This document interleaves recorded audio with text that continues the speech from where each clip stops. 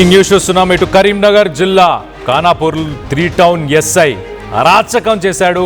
ఒక barber shop పై వెళ్ళి ఆ బార్బర్ ఓనర్ని బూతులు తిడుతూ దాడి చేశాడు. షేవింగ్ చేయించుకోవడానికి వచ్చాను అంటూ ఇటు ఎస్ఐ బార్బర్కి చెప్పినప్పుడు ఒక 2 నిమిషాలు టైం పడుతుందన్న, షాపులో కొంచెం పని ఉంది అని అన్నందుకు 2 నిమిషాల సమయం పడుతుంది అంటూ అన్నా అని నన్ను ఎలా పిలుస్తావు, నన్ను సార్ అనకుండా అంటూ ఆ బార్బర్ని చితక బాదాడు. అక్కడే బూతులు తిడుతూ చితక బాదడం జరిగింది. మొత్తానికైతే ఎస్ఐ చందర్కి సంబంధించిన ఈ ఘటనకి ఆ విజువల్స్ని మనం చూడొచ్చు. చూడండి, మాట్లాడుతూనే వెళ్ళి ఆ బార్బర్ని అతని దారుణంగా కొట్టడం. ఈ ఎస్ఐ చందర్ గతంలో కూడా ఇలాంటి పనులకే ఆయన చాలా మొగ్గు చూపించాడు అంటూ గతంలో అతనిపైన ఎన్నో ఆరోపణలు వచ్చాయి. సీసీ కెమెరాలో మొత్తానికైతే దృశ్యాలు రికార్డ్ అవ్వడంతో ఈ విషయం వెలుగులోకి వచ్చింది. ఒక 2 నిమిషాలు ఆగన్నా చేస్తా అని, అన్నా అని ఎలా అంటావు, నేను ఒక ఎస్ఐని, నన్ను సార్ అని పిలవాలి అంటూ. రక్షక భటులు కాదు వీళ్ళు, రాక్షస భటులలాగా బిహేవ్ చేస్తున్నారు. సామాన్యుల మీద అధికారం చెలాయిచేస్తున్నారు. అధికార దుర్వినియోగం అని చెప్పాలి ఒక రకంగా. విజువల్స్లో చూడండి, 2 నిమిషాలు ఆగమన్నందుకు అందులో మర్యాదపూర్వకంగానే ఇటు అన్నా అనే అన్నా కూడా అది తనకి ఏమాత్రం అతనికి తక్కువ అనిపించింది. అన్నా అని ఎలా అంటావు, సార్ అని అనాలని. వాస్తవానికి అలాంటి సామాన్యులు కట్టే ట్యాక్సుల వల్ల వచ్చే జీతాలే ఈ సదరు ఎస్ఐ చందర్ ఆ జీతాలు తీసుకుంటూ ఉంటాడు. మొత్తానికైతే సామాన్యులు పే చేసే డబ్బులే. అయినా కూడా చూడండి ఎలా విరుచుకుపడుతున్నారు. 1 2 సార్లు ఆ బార్బర్ పైన చేయి చేసుకోవడం జరిగింది. దీనికి సంబంధించి మా ప్రతినిధి చంద్రశేఖర్ ఆ బార్బర్తో ఒకసారి మాట్లాడినట్టుంది. ఒకసారి అసలు ఏం మాట్లాడారో ఒకసారి తెలుసుకునే ప్రయత్నం చేద్దాం. స్థానికులు కూడా ఏమంటున్నారో. ఆయన సబ్ ఇన్స్పెక్టర్, ప్రజలకి రక్షణ కల్పించాల్సినటువంటి వ్యక్తి రెచ్చిపోయాడు. కరీంనగర్ 2 టౌన్ పరిధిలో చందర్ అనేటువంటి సబ్ ఇన్స్పెక్టర్ స్థానికంగా ఉన్నటువంటి బార్బర్ షాప్కి వెళ్ళాడు. వెంటనే నాకు కటింగ్ చేయి, షేవింగ్ చేయి అని చెప్పి స్థానిక బార్బర్ని ఆదేశించాడు. సార్ కూర్చోండి, ఒక 2 నిమిషాలు చేస్తాను అనేటువంటి లోపలనే బూతులు తిట్టుకుంటూ చేయి చేసుకున్నాడు. తర్వాత ఇష్టం వచ్చినట్టుగా ప్రవర్తించాడు. ఇది కాస్త వైరల్గా మారింది. దీంతో అతన్ని కేసు పెట్టకు బాబు అంటూ బతిమాలుతున్నటువంటి వైనం చర్చకు దారితీసింది. గతంలో సైతమైన వరంగల్ ప్రాంతంలో పనిచేస్తున్నట్టు దురుసు ప్రవర్తన కారణంగా సస్పెన్షన్ గురయ్యారు. తాజాగా కరీంనగర్ 2 టౌన్ పరిధిలో పనిచేస్తూ ఇలాంటి పనికి పాల్పడడం ఏంటి అని చెప్పేసి తిట్టిపోస్తున్నారు స్థానికులు. రైట్ చంద్రశేఖర్, మొత్తానికైతే దీనికి సంబంధించి మా ప్రతినిధి చంద్రశేఖర్ ఉన్నారు. ఆయనతో లేటెస్ట్ అప్డేట్ తీసుకునే ప్రయత్నం చేద్దాం. సదరు ఎస్ఐ చందర్ గతంలో వరంగల్లో పనిచేసినప్పుడు కూడా ఇలా దురుసుగానే ప్రజలతో దురుసుగా ప్రవర్తించడం. ఎస్ఐ చందర్కి మరి మతిస్థిమితం ఏమైనా ఉందా? సరిగ్గా అతని బ్రెయిన్ పనిచేయట్లేదా? స్థానికుల మీద, అందులో అమాయకుల ప్రజల మీద ఇలా చేయి చేసుకోవడం ఎంతవరకు సమంజసం? దీనికి సంబంధించి కేసు ఏమైనా నమోదైందా ఏంటి? లేటెస్ట్ అప్డేట్ తీసుకునే ప్రయత్నం చేద్దాం. మా ప్రతినిధి చంద్రశేఖర్ అందుబాటులో ఉన్నారు. చంద్రశేఖర్తో మాట్లాడి తెలుసుకునే ప్రయత్నం చేద్దాం. చంద్రశేఖర్, చెప్పండి, కేసు ఆ బార్బర్ ఏమైనా కేసు ఫైల్ చేశాడా? సదరు ఎస్ఐ చందర్కి అతని మానసికంగా స్థిరంగానే ఉన్నాడా? అతన్ని చూస్తే అలా అనిపించట్లేదు. అవసరం లేకపోయినా ఆయన ఎదుటి వాళ్ళ మీద చేయి చేసుకోవడం కానీ, లేకపోతే ఆయన ప్రవర్తన కానీ, గతంలో జరిగిన ఇన్సిడెంట్స్ అన్నీ మరి పరిగణలోకి తీసుకొని సస్పెండ్ ఏమైనా చేస్తున్నారా అధికారులు? ఎస్ కళ్యాణ్, ఆయన అపాయింట్మెంటే సబ్ ఇన్స్పెక్టర్ ఆఫ్ పోలీస్గా అపాయింట్మెంట్ అయ్యారు. రిటైర్మెంట్ త్వరలో రిటైర్ కావడానికి సిద్ధంగా ఉన్నటువంటి పరిస్థితి. సబ్ ఇన్స్పెక్టర్ గానే రిటైర్ అవుతున్నటువంటి పరిస్థితి. జనరల్గా ఎస్ఐగా రిక్రూట్ అయిన వాళ్ళు ఏసీపీ స్థాయి తర్వాత పొజిషన్ వరకు కూడా వెళ్ళినటువంటి ఘటనలు మనం చాలా చూసాము. ఎందుకంటే వారి ఎఫిషియన్సీ మీద ఆధారపడి ఉంటుంది. ముందు నుంచి ఆయన అదొక టైప్ అంటున్నారు పోలీస్ డిపార్ట్మెంట్కి సంబంధించినటువంటి వాళ్ళు. అందులో భాగంగానే గతంలోనూ పలుమార్లు అతని మీద శాఖాపరమైనటువంటి చర్యలు తీసుకున్నట్టుగా సమాచారం అందుతుంది.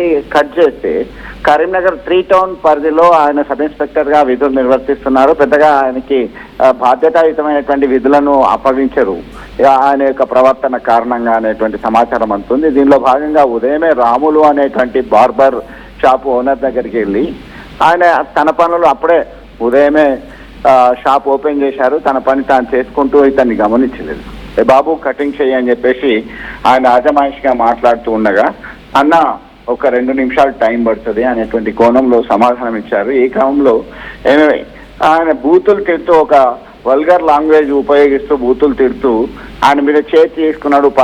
పలుమార్లు ఆయన తల మీద, మెడ మీద కొట్టడం జరిగింది. అదే నేను ఏమన్నాను, కొద్దిగా వెయిట్ చేయమని అన్నాను అనేటువంటి కోణంలో ఆయన సంజాయిషి ఇచ్చుకునే ప్రయత్నం చేసినప్పటికీ ఆగ్రహంతో ఊగిపోయారు. దీంతో అది కాస్త సీసీ కెమెరాలో నిక్షిప్తమయ్యా వైరల్ గా మారింది. దీంతో సంఘటనకు సంబంధించినటువంటి సమాచారం తెలుసుకున్నటువంటి పోలీస్ అధికారులు ఏం జరిగిందో తెలుసుకునే ప్రయత్నం చేశారు. ఇంతలోనే ఆ రాములు అనేటువంటి బాధితుడు, అతని తరపునటువంటి బంధువులు, ఇతర అసోసియేషన్ సంబంధించిన వాళ్ళు 3 టౌన్ పోలీస్ స్టేషన్ కు వెళ్లారు, ఫిర్యాదు చేశారు. 3 టౌన్ సిఐ తిరుమల్ వారి వద్ద నుంచి కంప్లైంట్ తీసుకొని కరీంనగర్ టౌన్ ఏసీపీ వెంకటస్వామికి అందజేశారు. శాఖాపరమైనటువంటి చర్యలు తీసుకుంటూ అతన్ని వెంటనే కరీంనగర్ పోలీస్ కమిషనరేట్ కి అటాచ్ చేసినట్టుగా సమాచారం అందుతుంది. కళ్యాణ్, మొత్తం మీద ప్రజలకి రక్షణ కల్పిస్తూ శాంతి భద్రతల నిర్వహణలో సమర్థవంతంగా పనిచేయాల్సినటువంటి ఒక సబ్ ఇన్స్పెక్టర్ స్థాయిలో ఉన్నటువంటి అధికారి ఇలా దురుసుగా ప్రవర్తించడము. ఒకవైపేమో ఫ్రెండ్లీ పోలీస్ అంటున్నారు, అన్ని తామే మేము చేస్తాము, మీరు నిర్భయంగా మా వద్దరికి వచ్చి మీ సమస్యలు చెప్పుకోండి అని చెప్తున్నటువంటి పరిస్థితి ఒకవైపు ఉంటాయి. మరొక వైపేమో ఇలాంటి ఘటనలు జరుగుతున్నాయి, వారి షాప్కి వెళ్ళి వారి మీద దాడి చేయడం ఏంటి అని చెప్పేసి నిలదీస్తున్నారు స్థానికులు.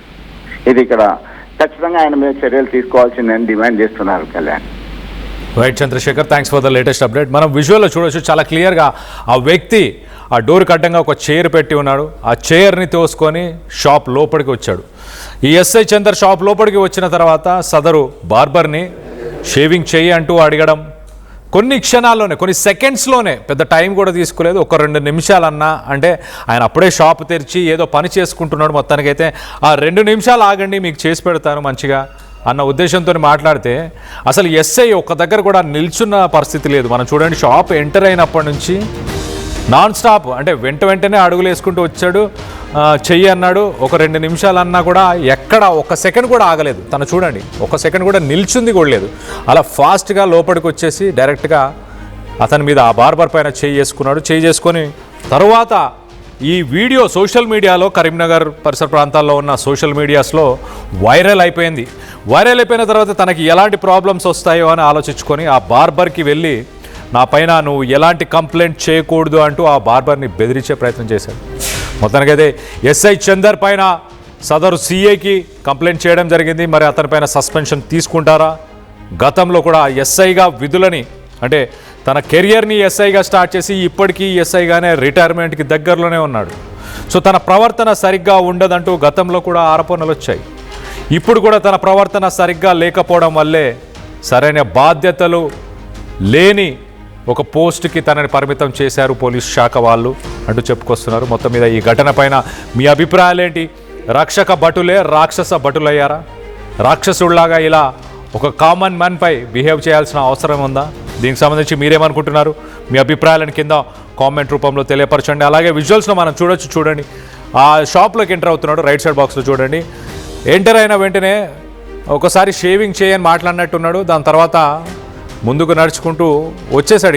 ఇంకా డిస్కషన్ లేదు. డైరెక్ట్గా ఆ బార్బర్ పైన చేయి చేసుకోవడమే జరిగింది.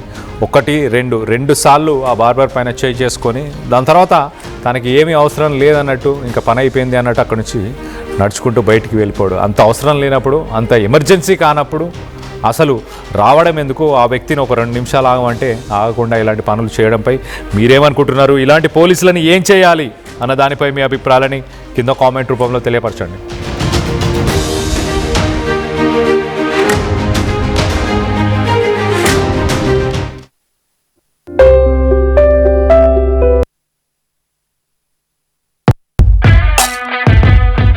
Bridging the gap between the textbook and the industry through innovation. KL deemed to be university.